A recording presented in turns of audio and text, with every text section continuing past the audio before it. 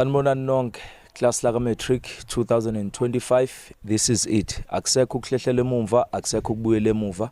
uNkulunkulu okulondile wagcina kuze kube imanje, uyena uNkulunkulu futhi uzokudlulisa.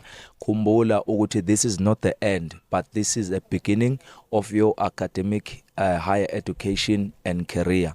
Okubalekile ukuthi okade kuqhubha before qhubeka wenze ngendlela kade wenza ngayo, faka more effort, uNkulunkulu uzokulekelela. La ubona khona ukuthi unama challenges ezifundweni ezithile, ungatatazeli, do not panic, just ask around, funa usizo kubantu aba understanda ke kangcono lento onenkinga kuyona. Nayi encouragement yami nokufisela kwakho okuhle uthi uNkulunkulu kuJoshua kusukela namhlanje la amathonya olwakhe enyathela khona lo mhlaba sewudlile njengoba sewungenile kwi-examination room.